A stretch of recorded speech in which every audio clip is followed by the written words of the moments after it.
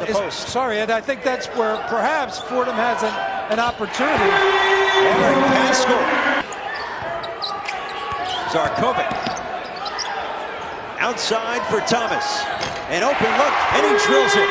And shoot, they space the defense, and they create tremendous matchup problems. And the other thing he said about his team right now is the chemistry. It's a smaller Dayton team.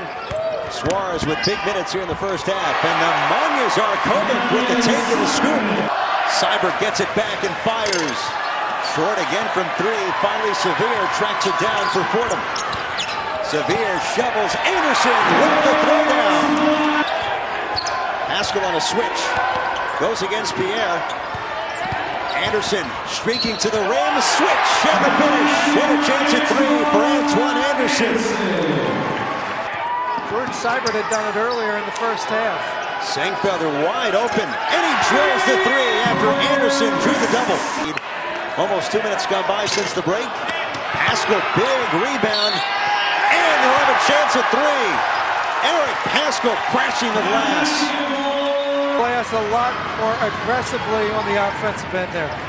Sengfelder calling for it. Much needed three for Fordham. 7:41 Dayton. Sengfelder turns and lays it in, establishing the post. The shot clock expires. And they do.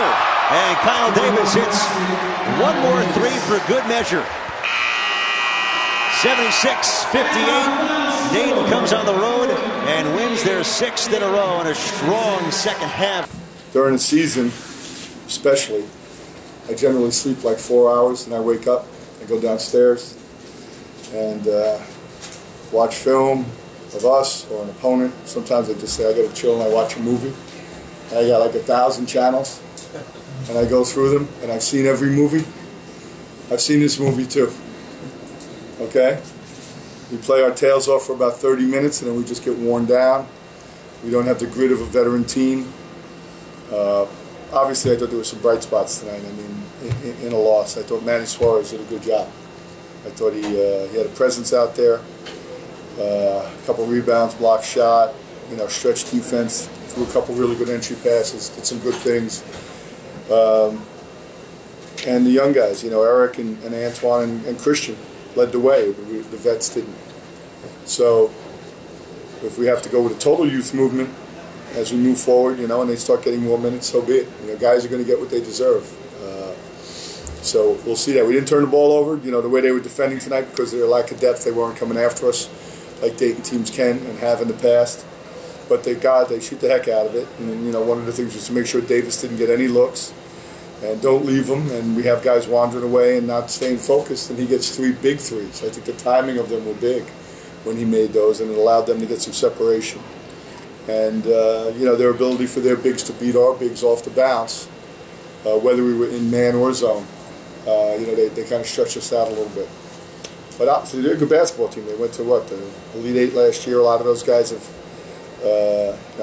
played deep into the tournament and had experience, but our defense in the second half was atrocious. I've never had a team. I looked at the number, I almost passed out. I mean, I knew it was bad, but and that, I hold the vets accountable for that, and I just told them that. I said it's on me. I always take the heat on losses. That's my job. But we will be working on defensive drills and guys who are not bearing down and giving a little bit more effort. They'll be veteran role players, but we got to get more in that category. Tom, it's easy to ask this question, probably harder to answer, but how do you get from the 20 minutes that we saw in the first half to a full 40 minutes? Well, I think at some point, you can get through it in a number of ways. You can get through it through personnel changes and come to the conclusion that there are certain guys that are just not going to answer the bell, in the late rounds. And in turn, change personnel, and we can do it that way. You can put more of a burden and more of a responsibility on some of the guys who have been, some of the younger guys. But that's really what it comes down to. It really, look, that's about grit, it's about toughness, it's about competitive nature, in my opinion. And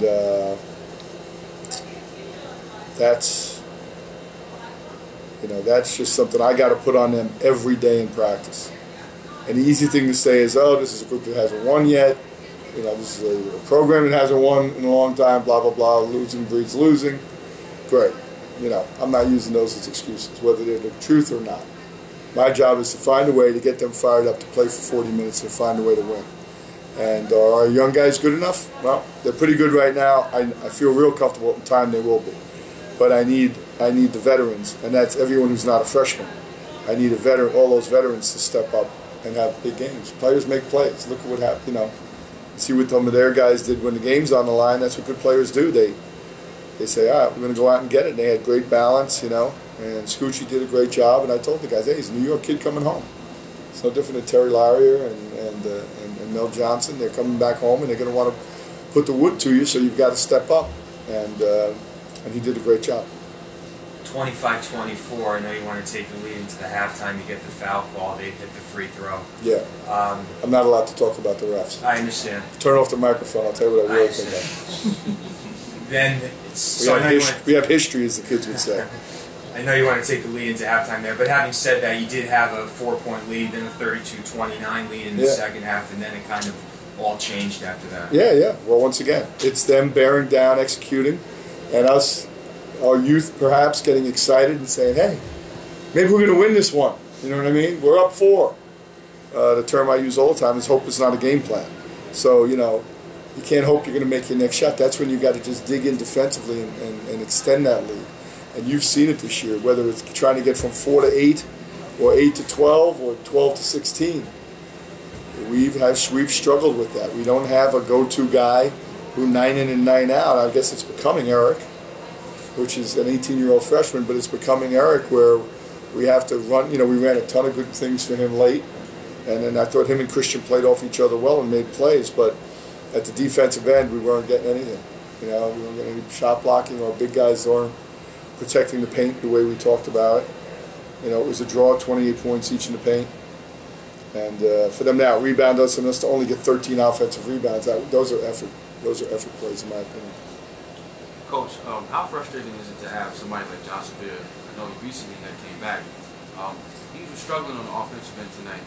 He scored 0 points and really didn't have much of an impact in terms of the stat line. How frustrating is it for somebody like him? Or, you know, talented guard? For him or for me or for us? For you. It's frustrating for all of us. First and foremost, I think of John. You know, I mean, John's got to get his confidence back. John's got to, you know, he's got some growing up to do, and he's got to understand, you know, you can learn a lot, you know, by getting your tail whooped. But it's all about how you respond. So, you know, he's got to figure it out now. He's got to take his energy, his competitive nature, all of those things have got to rise to a higher level if he's going to get this done. You know, I think at the end of last year it started to happen because people made him a focal point. And all of a sudden, you know, he's still got the rep, and you know how that is. And you get veterans on the other team, and you got guys that are juniors and seniors saying, hey, I'm going to lock this dude up. And now you got to respond. And that's what we're still waiting on. So maybe, hopefully it's a little bit of rust, but he hasn't had that blowout practice yet, that John Severe practice that he had last year, where, you know, the practice he'll just come down and get it going and take great shots and make great shots and defend and rebound enough and not turn the ball over, you know, those kind of things. So, you know, we're not giving up on him, obviously. The talent is there. He's just got to, I think he's got to approach every day in a more business-like manner, and then it will roll over to this. There are no nights off in this league, and you open up with 3 real tough ones. What did you learn about your team over the first week of the A-10 season? Well, I was very proud of their effort up at Rhodey, but it was evident at the end of the game at Rhodey. You know, they just said we're going to not let Pascal get touches, and we didn't have anyone to make a play late. And but I was proud of the effort. I thought, look, Rhodey's a good team. They won again today, so they're like 11-3, and we took them to the wire. The thing is getting over the top, and you know, I think you have your non-conference schedule and all of the things that go into that, and now we have in-conference play. And yeah, the schedule maker wasn't easy, you know. The 3 we play, and then, you know, the next home game is against one of the better teams as well. But so what? You know, that's life in the 7th-ranked conference in the country. So I'm pleased with the way the young guys are progressing, but I don't. And I'm going to have this. I don't want the vets to think, and once again, the vets are anyone who's not a freshman. The way we always kid around and say we got rookies and veterans, like a pro team, but I don't want them to think like I can't get a lot better. There's guys who blossom in their junior year. There's guys, I've coached guys that were mediocre players, and then all of a sudden, 12 games left in their senior year, and they just kick everybody's tail for the last month of the season, or the last 6 weeks of the season. So we just got to get into work and grind them and watch film and get them playing at a higher level.